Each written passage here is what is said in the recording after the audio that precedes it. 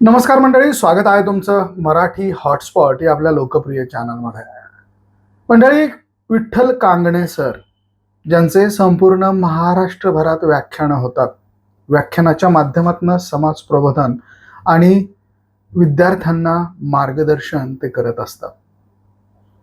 मी 50 ते 60 हजार घेतो, पण 1,00,000ही घेईल.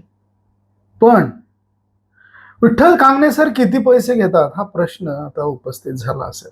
तर बघूयात काय म्हणतायत विठ्ठल कांगणे सर. 1,00,000 घेईन, पण त्याचं काय करणार आहे ते एकदा जाणून घ्या. मोठमोठे लोक विचार मंचावर बसलेले आहेत. पाय लक्षात घ्या, बरं झालं फीस सांगितली आहे ना. पण मी आवर्जून सांगतो बाबा, जी काही फीस 1,00,000 असेल, 50 असेल, 60,000 असेल, ते माझ्या वैयक्तिक सुखासाठी, माझ्या घरासाठी, पोरीच्या भविष्यासाठी वापरत नाही. तर ज्या लेकरांना मायबाप नाही, आवाज येईन का? बरं, मी कानात येऊन बोलतो, ताण घेऊ नका. तर मला जे काही फीस सांगितली, धनराज भाऊनी बाबा 1,00,000 घेणार आहेत, तर यावरून सांगायलो ते 1,00,000 रुपये मी माझ्या स्वतःच्या घरासाठी, स्वतःच्या भविष्यासाठी, मुलीच्या भौतिक सुखासाठी न खर्च करता ज्या लेकरांना मायबाप नाही त्यांच्या शिक्षणासाठी खर्च करत असतो, म्हणून ती फीस घेत असतो. आणि इथून पुढे समाजाचा कुठलाच कार्यक्रम नाही, कुठलाही कार्यक्रम असेल मग सत्कार करा नका करू, एक आवाज द्या, वाघ तिथं मैदानात उभा असेल, हा शब्द इथून द्यालो. विचार मंचावर सर्व सन्मान्य मान्यवर आहेत, पण चर्चा खुर्च्या आणि मोर्चा यांच्या भोवतालचं राजकारण न करता ज्या माणसाने आयुष्यभर समाजकारण केलं ते स्वर्गीय गोपीनाथरावजी मुंडे यांच्या चरणी प्रथमतः अभिवादन करतो.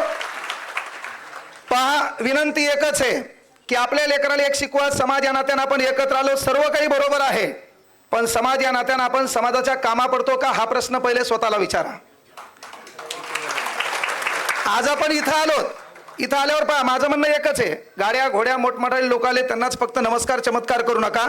समाजातला मूळ जो घटक आहे, जो गरिबीशी झगडत आहे, ज्याच्या लेकराची शिक्षणाची प्रश्न उपस्थित आहेत, ज्याला राहायला घर नाही, मग समाज या नात्यानं आपण त्याला मदत करतो का?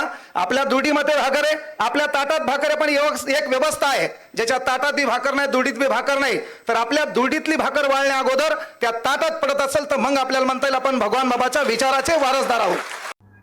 तर मंडळी, हे होते विठ्ठल कांगणे सर. विठ्ठल कांगणे सर परळीमध्ये बोलत होते आणि ज्या वेळेस त्यांचं हे व्याख्यान सुरू होतं, ते बोलत होते, त्यावेळेस त्यांच्या बिदागीबद्दल, त्यांना मिळणाऱ्या पैशांबद्दल काही मंडळींनी त्या ठिकाणी मुद्दा उपस्थित केला, सवाल उपस्थित केला. आणि हे सांगताना विठ्ठल कांगणे सर हे काही दचकले नाहीत किंवा ते हेजिटेट झाले नाही.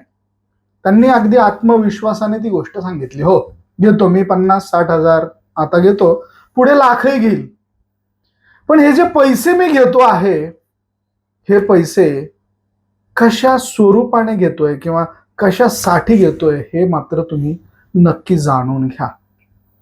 आता ते तुमच्या लक्षात आलंच असेल की विठ्ठल कांगणे सर काय म्हणालेले आहेत.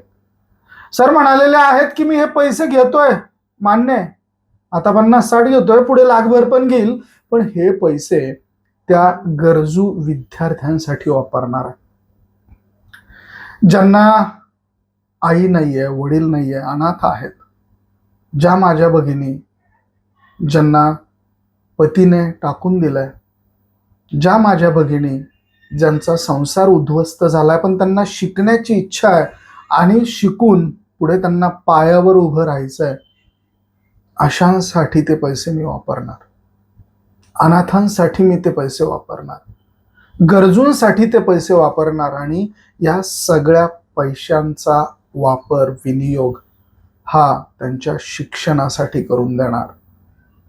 निश्चितच आपल्या ताटामध्ये जी भाकरी आहे, आपल्या दोडीत जी भाकरी आहे, ती भाकरी इतरांना देण्यात जे समाधान आहे, ते समाधानाचं उदाहरण या ठिकाणी विठ्ठल कांगणे सर देतात. ते सांगतात की माझ्या ताटात आज भाकर आहे, आज माझ्या दुर्डीत भाकर आहे, पण ज्यांना ती भाकर उपलब्ध नाहीये अशांसाठी ती भाकर मी तयार करणार, अशांसाठी मी ते उपलब्ध करणार.